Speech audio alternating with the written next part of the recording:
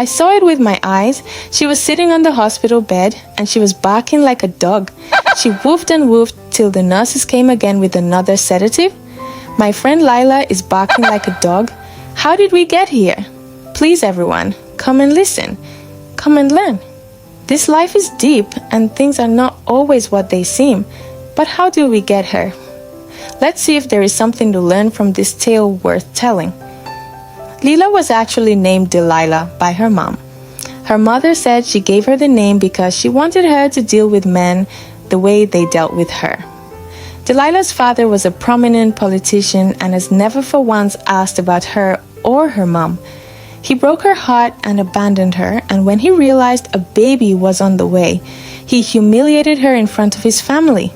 Since then, she had one sad story or the other with men, and she ended up being a miserable old woman. From high school, we used to call ourselves the threesome. We really didn't know the meaning. It was Lila who named the group. But as soon as we left secondary school, we were known as the Three Musketeers: Bissy, Lila, and I. We all got admitted to university the same year, and that was when we saw Lila in action. She had a hard heart when it came to men. She was all about control and dominance. While we were experiencing crushes and first loves, Lila was already getting proposals and checks. She was beautiful and tall, and men were easily drawn to her. She introduced Musa to us as her true love. We were all surprised because she didn't believe in love and always encouraged us not to. Musa was so caring and soft-spoken. He was very generous too. He worked in a bank close to our hostel, and we all looked forward to his visits because he never came empty-handed. Delilah and Musa became the most popular campus sweethearts. They even began to wear the same color of clothes. I was truly convinced that Delilah had been delivered from her evil mandate. They were always together. I was walking back from lectures when I saw Musa's call on my phone. I was worried. "Hello, Musa," I said. "What's up?" He said, "Please, have you heard from Lila? She was attending lectures with you today. I have been trying to call her, but she's unreachable. Is she there?" "Ha, Lila has started again." "No, not at the moment. I think she's in class. I am in the lobby." I hate having to lie, especially when I do not know the full details. "Okay, please, I will hold on," he said. What is all this? I muted the call and called Layla. She picked at once. "Thank God," I said silently. "Madame, where are you? Musa is looking for you all over the place." "Why is he looking for me?" "Well, I am with Femi now. He took me out. I'll see you in the evening." Wait, hold on. Let me add you to the call so he can speak with you." "No, I can't talk with him. Just deal with it and I will talk with you later. Bye." She dropped the phone. Oh my gosh, I put Musa back on. "Hello," I said. Yes, he said. "I'm still here?" Another lecturer sent for her, so she is gone to his office. I will tell her to call you when she gets back." I quickly dropped the phone. I went to sit next to Busy and told her what happened. She was surprised as well. When we got back to the hostel, I met Musa already waiting outside. He ran to me. "Where is she?" I turned to Busy. "Busy, where is Layla?"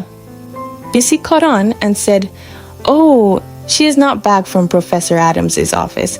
Don't worry, go home. She will come and meet you." He knew we were lying. He knew we were trying to push him away, and he said, "Don't worry, I will wait for her out here." When we got to our room, I had to call Lila and tell her Musa was at the gate of the hostel in his blue car. I told her to make sure to come through the back. When it was 10 p.m., she entered the room while we were asleep.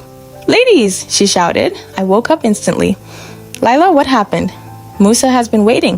And as I was talking, there was a knock on the door. It was Musa. He had waited over 6 hours. I felt so sorry for him. "What do you want?" Lila asked him. He was still standing at the door. "Can I come in?" he asked. "No," she said. "We are sleeping. I will call you sometime later." I took one look at her and stepped back. "Good night, everyone." And he left. That was the last time I saw Musa. It was so painful, but Lila had moved on. Musa kept calling me, telling me to tell Lila to give him a second chance, but she refused. She even forbade us to bring up his name. Even when we saw him in town, we couldn't say anything. It was over between them and there was nothing Bisi or I could do about it. Femi's father was a minister of the Federal Republic of Nigeria, and we felt his presence in our hostel room. We had excess foodstuff. He replenished our pocket money and moved us into a new apartment closer to school. I'm telling you, life with Femi was enjoyment. He was a final year accounting student and the only son of his father, who had 2 wives and 8 girls. He was a big spender.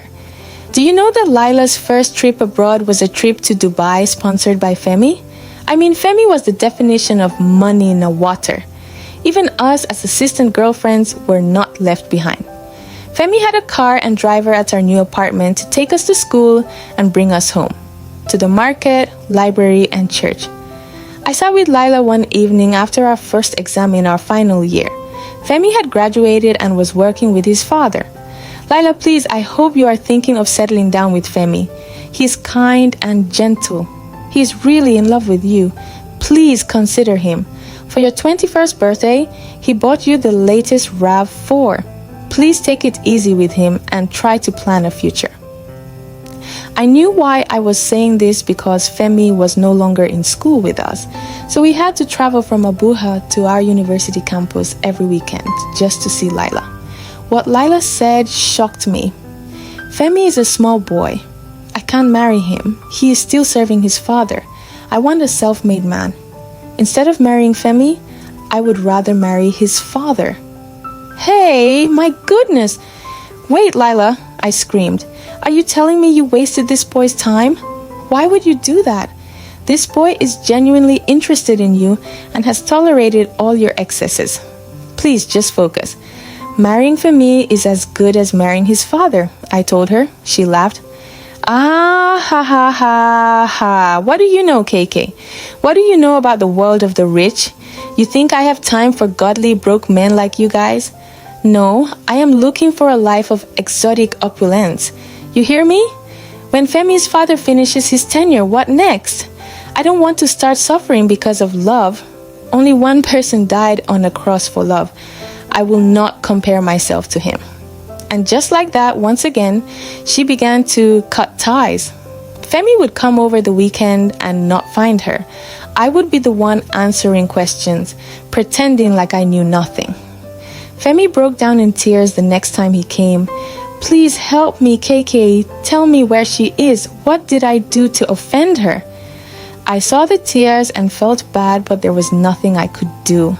I even gave him the key to the RAV4, just like Lila asked me to. Femi refused to take it. He left, dejected. When Lila returned that evening, she told me Femi's mother had called her and begged her to reconsider her decision, as he was no longer aiding and was calling her name in his sleep. She laughed, but her laughter made my stomach turn. Bisi was disgusted as well. I couldn't take it anymore. Delilah, if I don't tell you the truth, then I'm not your friend. You need to stop treating men like transactions. You have been fortunate to find men who have loved you genuinely and sacrificed to make you happy. How you treat them is appalling. No one knows tomorrow. Do you know if you will need Femi's help, or Musa's, or Chinedu's, or Daniel's? What you are doing is laying a terrible foundation for yourself. I am not happy with you and what you have done. She replied immediately. Do you think I care about what you think? I have told you that I do not have the capacity to fall in love. I do not need anyone to show love to me. All I want is for them to satisfy my financial needs. I am not interested in their kindness and care. I know what I am doing, so don't bother yourself. I have told Femi's mother to find a wife for her son. I'm moving to Abuja after school, but I will look for my own guy, my own Samson. I'm not looking for marriage or children, but I need to make myself happy. I need to be selfish about myself. When school was over, we all parted ways. I didn't reach out to Lila again. I later heard from Bisi that she got married and became a second wife to the IG of the NPF.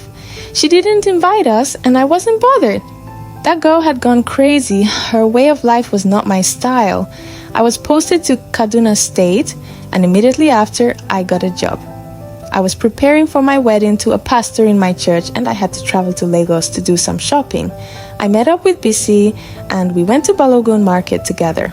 On the way, Bisi began to give me the gist. Do you know that Delilah is sick? Sick how? I hope it's not serious. She's in the hospital here in Lagos. What do you mean? I thought she lived in Abuja. Yes, but she's here receiving treatment, or should I say palliative care. Ha ha ha ha, what happened? Let us go and see her. I was worried. I felt bad that I didn't ask after her. Okay, she said, but I need to prepare your mind. It is not a pretty sight. My people, imagine getting to Randall General Hospital. I got to Delilah's room, and as I greeted her, she wanted to answer me, and guess what? She barked like a dog. I mean, Karen and Kita, Aya. She barked for about 5 minutes. Her eyes looked at me with concern. I ran to hold her hand. My sister, what happened to you? I was already in tears. Her mother was there, crying too. I looked at Bisi and she motioned for us to leave the room. We moved to the corridor. Bisi, why didn't you call me? Why didn't you tell me? How did it get so bad? Was she bitten by a dog? In fact, I don't know what bit her, but this is the story her mother told me. When Lila got to Abuja, she met Danjuma, who was in the Nigerian police. They hit it off immediately and began their relationship. The thing is, Danjuma had been married for 10 years and they did not have a child.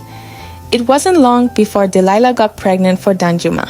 He was overjoyed. His family were excited. There was nothing of value on this earth that Danjuma did not buy for Lila.